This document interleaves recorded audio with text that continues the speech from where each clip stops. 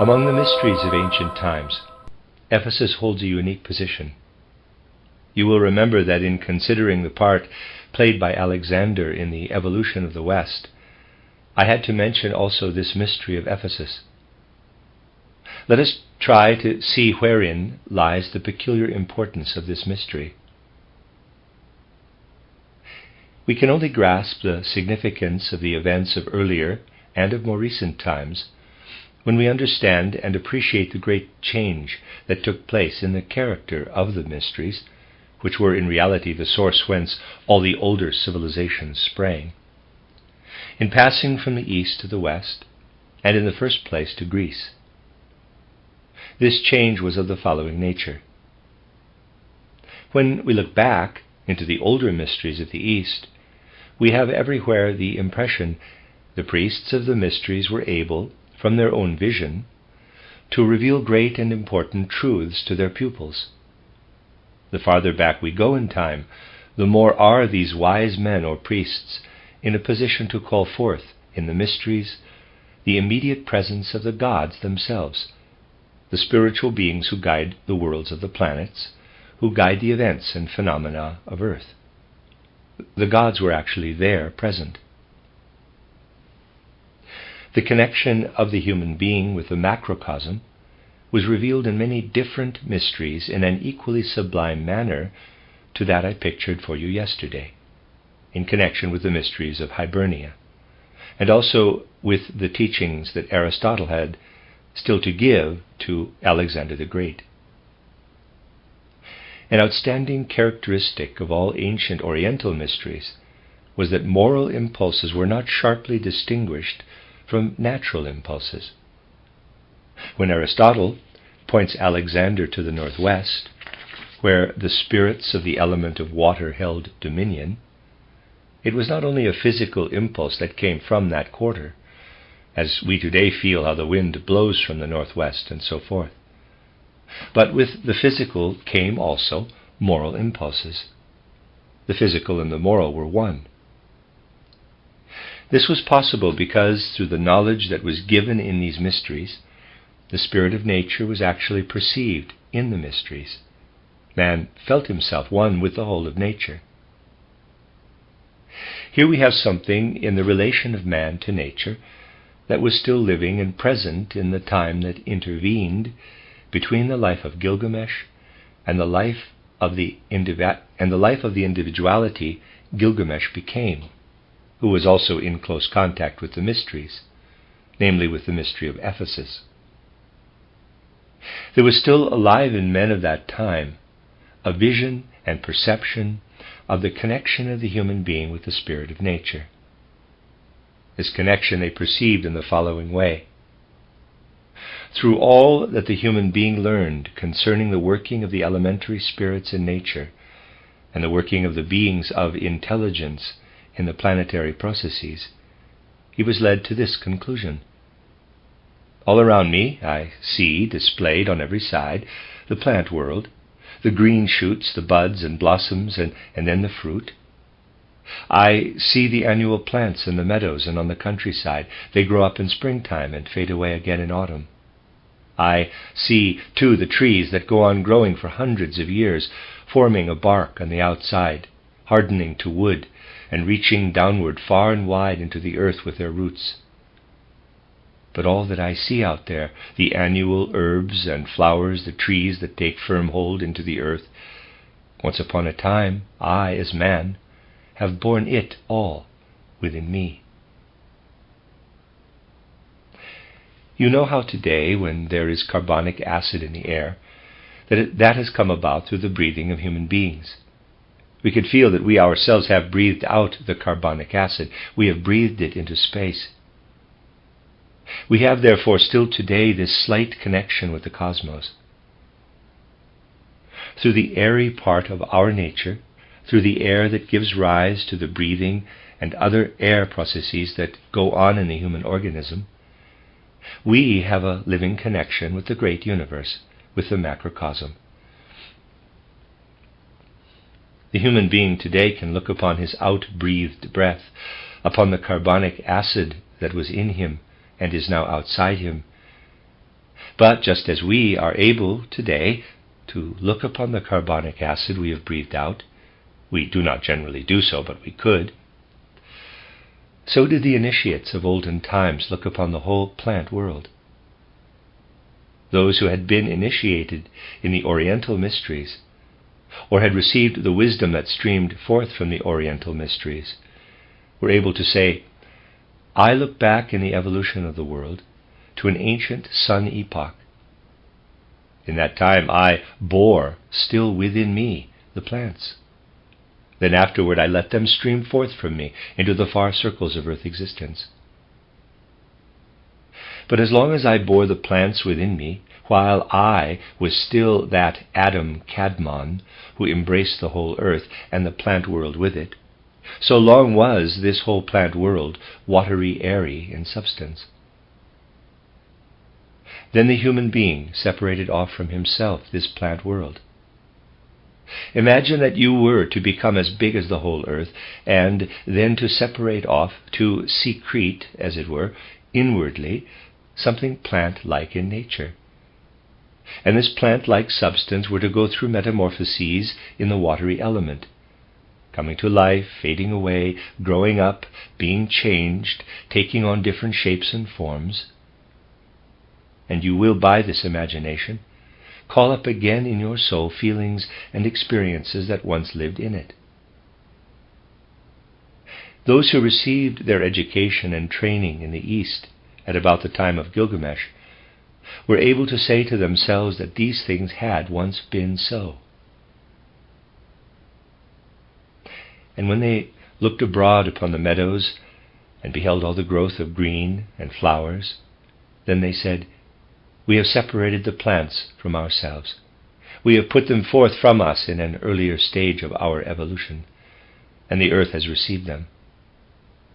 The earth it is that has lent them root and has given them their woody nature. The tree nature in the world of plants comes from the earth.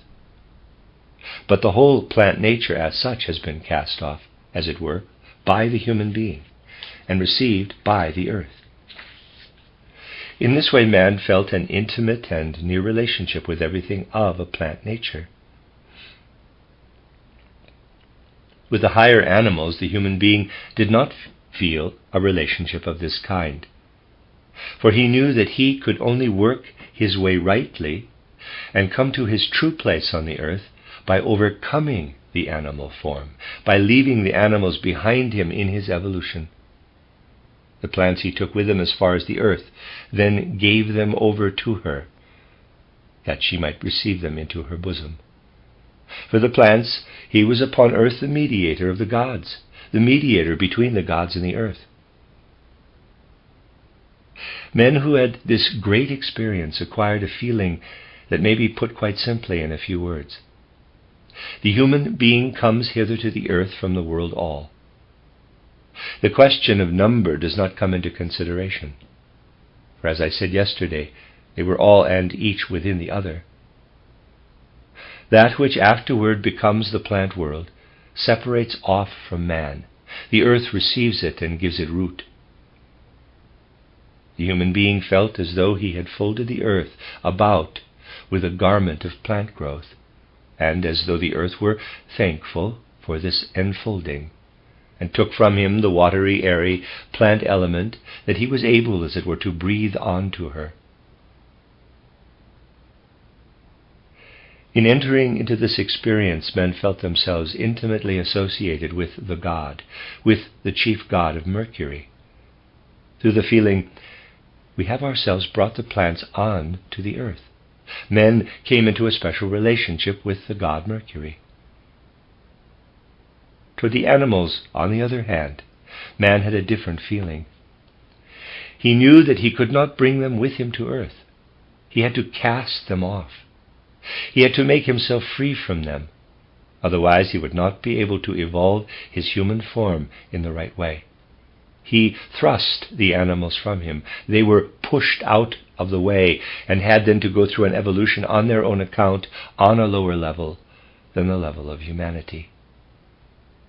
Thus did the man of olden times, of the Gilgamesh time and later, feel himself placed between the animal kingdom and the plant kingdom.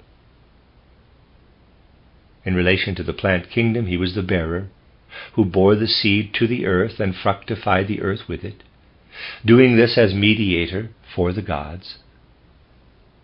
In relation to the animal kingdom, he felt as though he had pushed it away from him in order that he might become man without the encumbrance of the animals, who have consequently been stunted and retarded in their development. The whole animal worship of Egypt has to do with this perception. The deep fellow feeling, too, with animals that we find in Asia is connected with it. It was a sublime conception of nature that man had, feeling his relationship on the one hand with the plant world, and on the other hand with the world of animals. In relation to the animal, he had a feeling of emancipation. In relation to the plant, he felt a near and intimate kinship. The plant world was to him a bit of himself, and he felt a sincere love for the earth, inasmuch as the earth had received into herself the bit of humanity that gave rise to the plants, had let these take root in her, had even given of her own substance to clothe the trees in bark. There was always a moral element present when man took cognizance of the physical world around him. When he beheld the plants in the meadow, it was not only the natural growth that he perceived. In this growth he perceived and felt a moral relation to man. With the animal, man felt again another moral relation. He had fought his way up beyond them. Thus we find in the mysteries over in the East a sublime conception of nature and of spirit in nature. Later there were mysteries in Greece too, but with a much less real perception of nature and of spirit in nature. The Greek mysteries are grand and sublime, but they are essentially different from the Oriental mysteries. It is characteristic of these that they do not tend to make man feel himself on the earth, but that through them man feels himself a part of the cosmos, a part of the world all. In Greece, on the other hand, the character of the mysteries had changed, and the time was come when man began to feel himself united with the earth. In the East, the spiritual world itself was either seen or felt in the mysteries. It is absolutely true to say that in the ancient Oriental mysteries the gods themselves appeared among the priests, who did sacrifice there and made prayers. The mystery temples were at the same time the earthly guest houses of the gods, where the gods bestowed upon men through the priests what they had to give them from the treasures of heaven. In the Greek mysteries appeared rather the images of the gods, the pictures, as it were, the phantoms, true and genuine, but phantoms nonetheless, no longer the divine beings, no longer the realities, but phantoms. And so the Greek had a wholly different experience from the man who belonged to the ancient Oriental culture. The Greek had the feeling, there are indeed gods, but for man it is only possible to have pictures of these gods, just as we have in our memory pictures of past experiences, no longer the experiences themselves. That was the fundamental feeling that took rise in the Greek mysteries. The Greek felt that he had, as it were, memories of the cosmos, not the appearance of the cosmos itself, but pictures of the gods, and not the gods themselves. Pictures, too, of the events and processes on Saturn, Sun, and Moon. No longer a living connection with what actually took place on, and I'll say them this way this time, old Saturn, old Sun, and old Moon. The kind of living connection the human being has with his own childhood. The men of the Oriental civilization had this real connection with Sun, Moon, and Saturn. They had it from their mysteries. But the mysteries of the Greeks had a pictorial or image character. There appeared in them the shadow spirits of divine spiritual reality.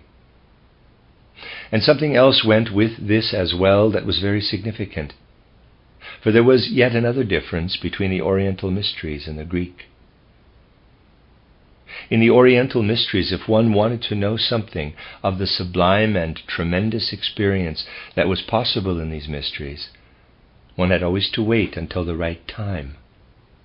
Some experience or other could perhaps only be found by making the appropriate sacrifice, the appropriate supersensible, in quotes, experiments, as it were, in autumn, another only in spring, another again at midsummer, and another in the depth of winter. Or, again, it might be that sacrifices were made to certain gods at a time determined by a particular constellation of the moon. At that special time, the gods would appear in the mysteries, and men would come thither to be present at their manifestations. When the time had gone by, one would have to wait perhaps 30 years until the opportunity should come again, when those divinities should once more reveal themselves in the mysteries. All that related to Saturn, for example, could only enter the region of the mysteries every 30 years. All that was concerned with the moon about every 18 years, and so on. The priests of the Oriental Mysteries were dependent on time and also on place and on all manner of circumstances for receiving the sublime and tremendous knowledge and vision that came to them. Quite different manifestations were received deep in a mountain cave and high on the mountain top. Or again, the revelations were different, according as one was far inland in Asia or on the coast. Thus a certain dependence on place and time was characteristic of the mysteries of the East. In Greece, the great and awful realities had disappeared, capital R, realities. Pictures there still were. And the pictures were dependent not on the time of year, on the course of the century, or on place. But men could have the pictures when they had performed this or that exercise, or had made this or that personal sacrifice. If a man had reached a certain stage of sacrifice and of personal ripeness, then for the very reason that he as a human being had attained thus far, he was able to have view of the shadows of the great world events and of the great world beings. That is the important change in the nature of the mysteries that meets us when we pass from the ancient East to Greece. The ancient Oriental mysteries were subject to the conditions of space and locality, whilst in the Greek mysteries the human being himself came into consideration and what he brought to the gods. The god, so to speak, came in his phantom or shadow picture, when the human being, through the preparations he had undergone, had been made worthy to receive the god in phantom form. In this way the mysteries of Greece prepared the road for modern humanity. Now, the mystery of Ephesus stood midway between the ancient Oriental mysteries and the Greek mysteries. It held a unique position. For in Ephesus, those who attained to initiation were able still to experience something of the tremendous, majestic truths of the ancient East.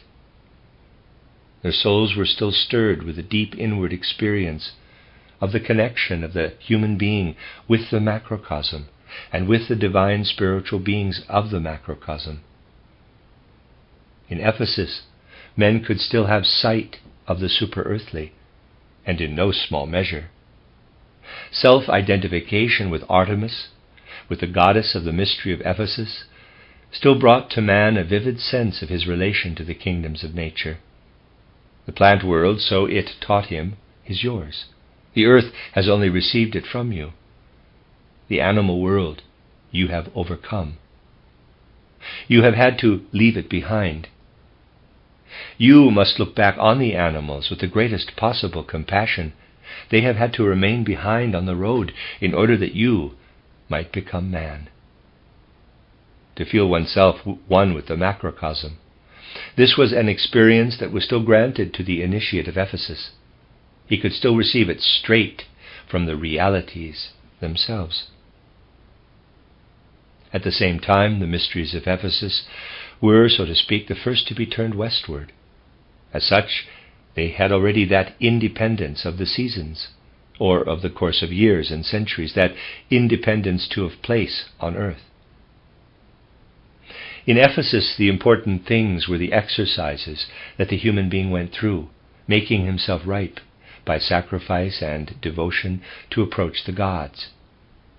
So that on the one hand, in the content of its mystery truths, the mystery of Ephesus harked back to the ancient East, while on the other hand, it was already directed to the development of man himself, and was thus adapted to the nature and character of the Greek.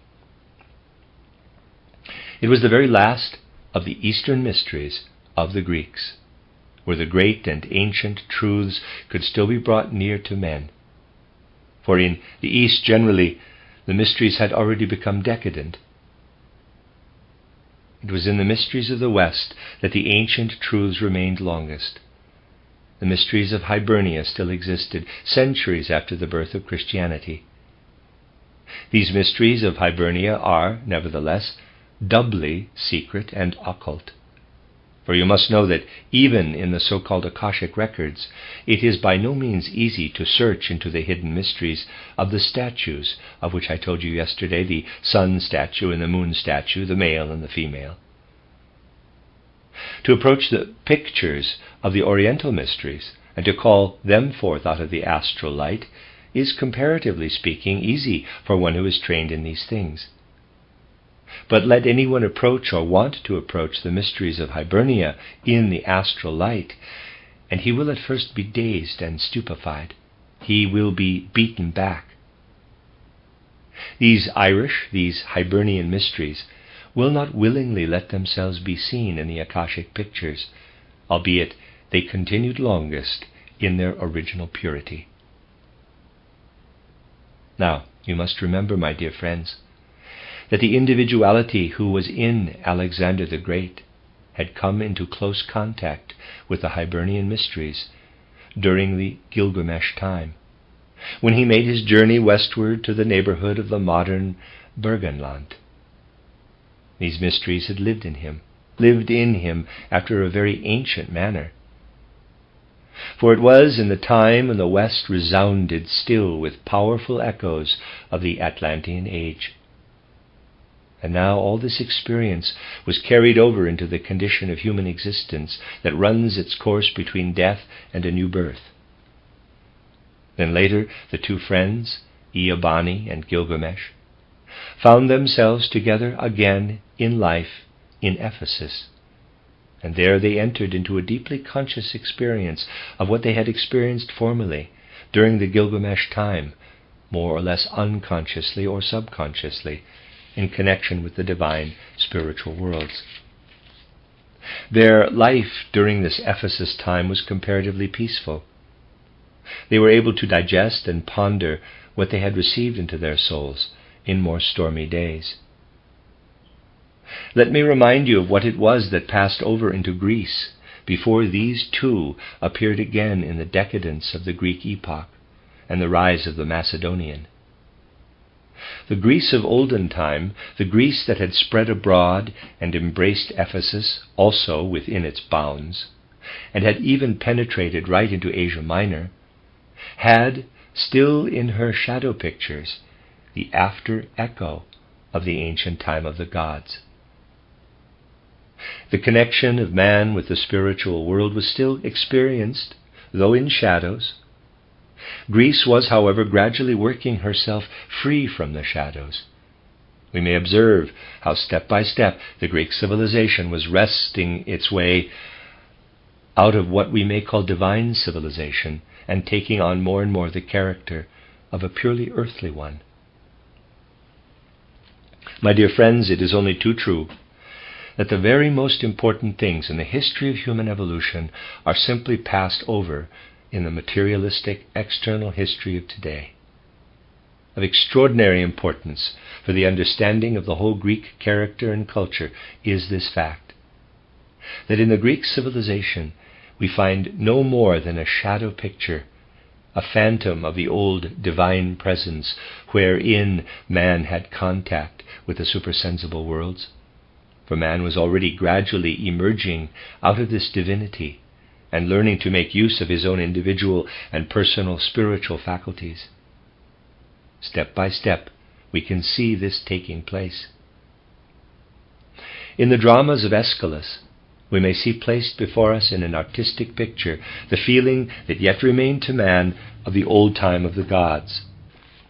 Scarcely, however, has Sophocles come forward when man begins to tear himself away from this conscious sense of union with divine spiritual existence.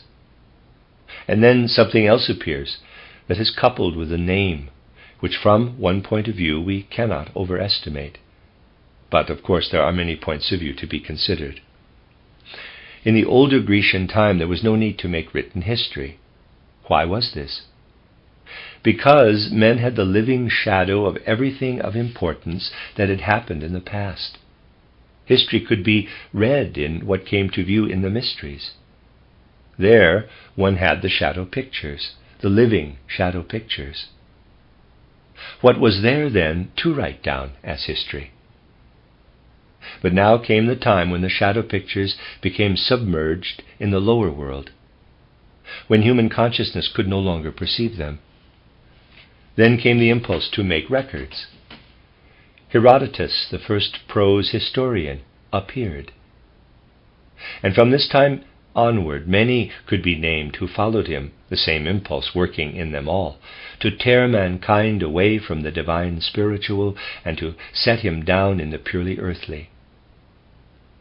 Nevertheless, as long as Greek culture and civilization lasted, there is a splendor and a light shed abroad over this earth-directed tendency, a light of which we shall hear tomorrow that it did not pass over to Rome nor to the Middle Ages.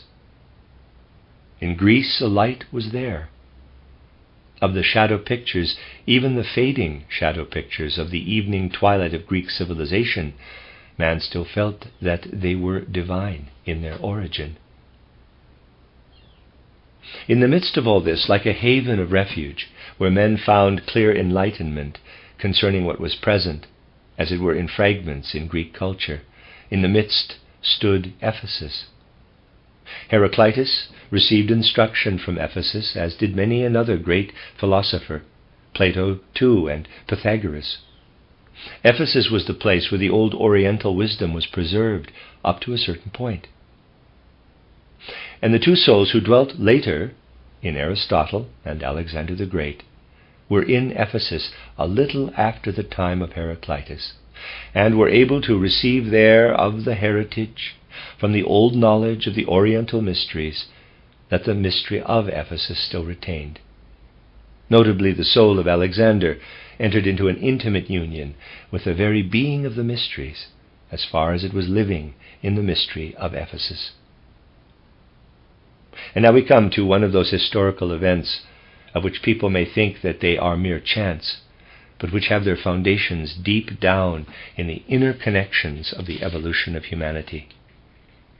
In order to gain an insight into the significance of this event, let us call to mind the following.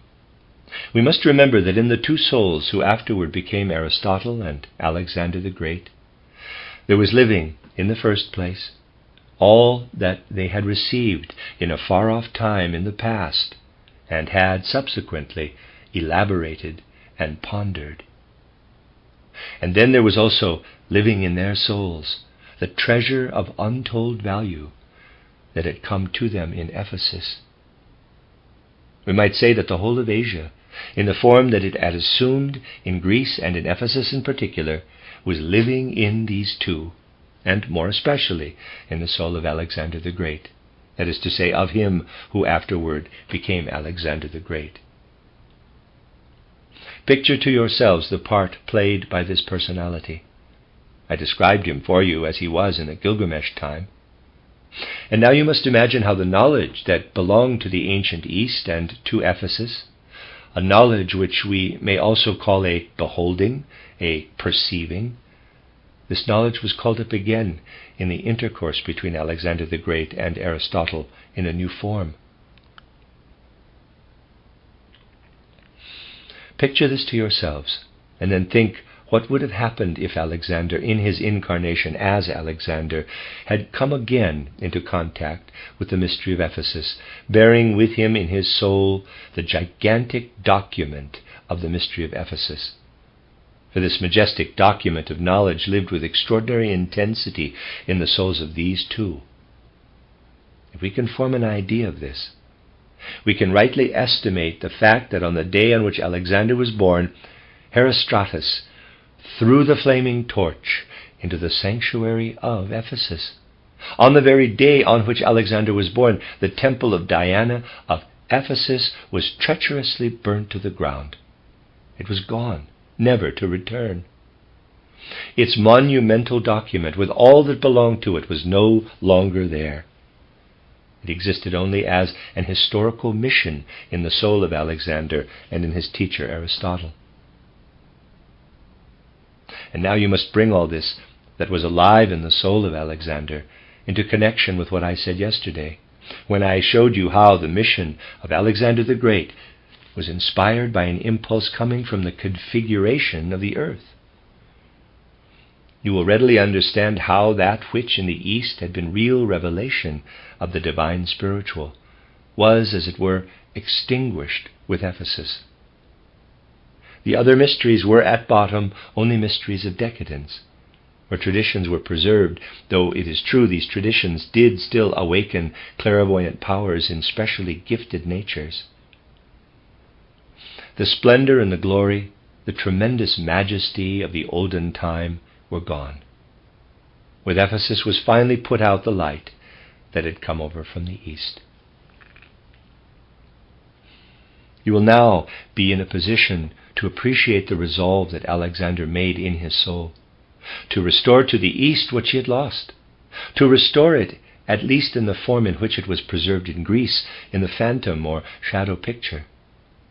Hence his idea of making an expedition into Asia, going as far as it was possible to go in order to bring to the East once more, albeit in the shadow form in which it still existed in the Grecian culture, what she had lost.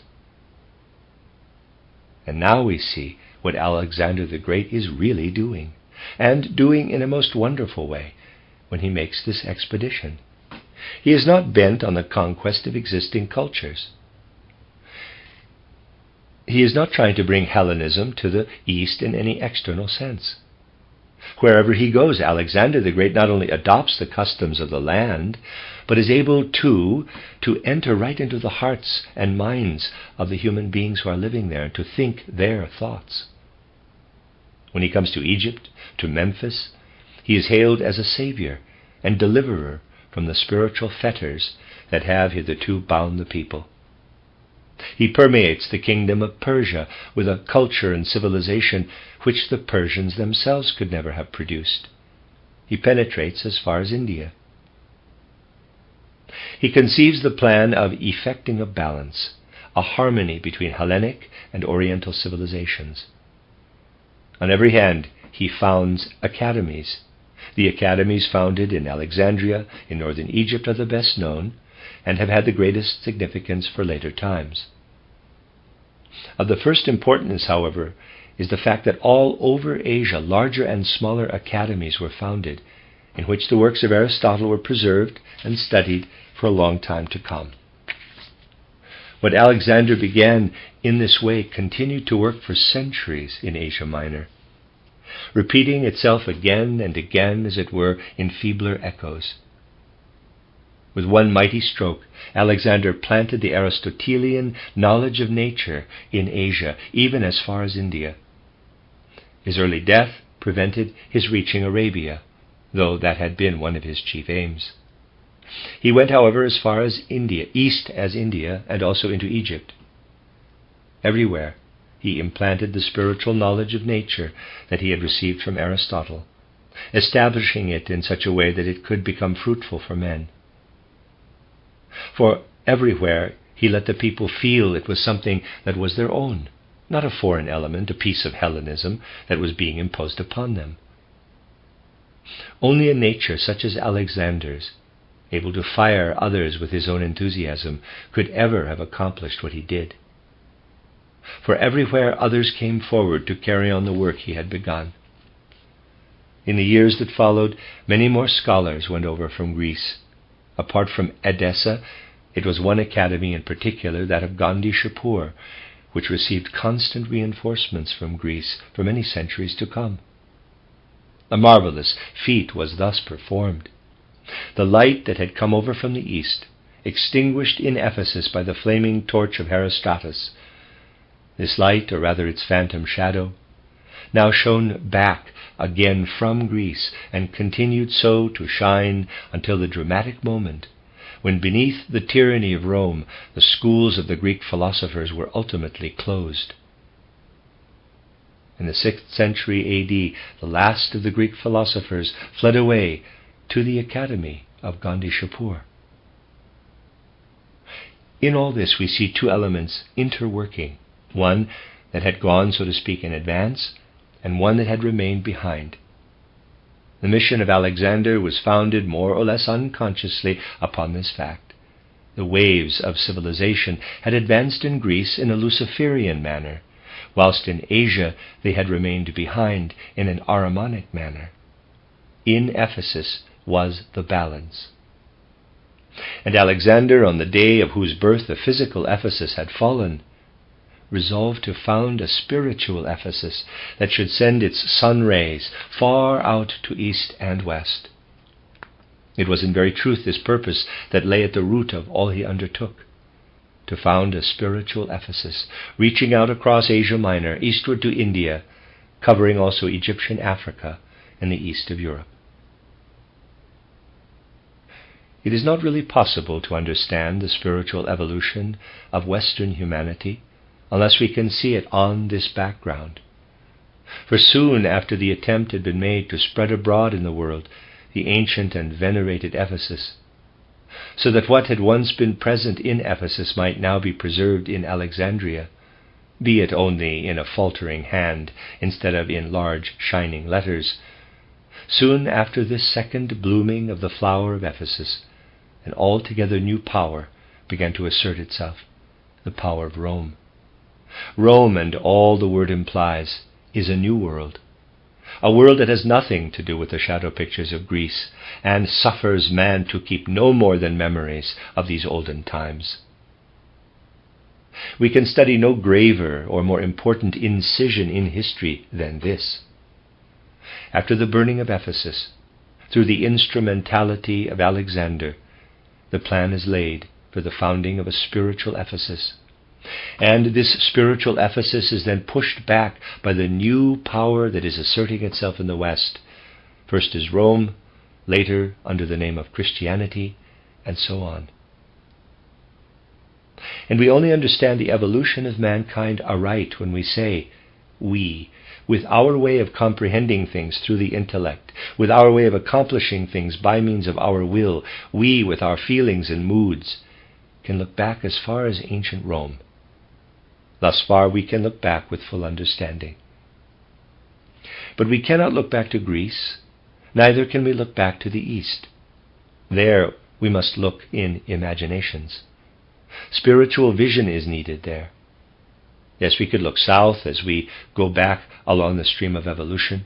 We can look south with the ordinary prosaic understanding, but not east. When we look east, we have to look in imaginations.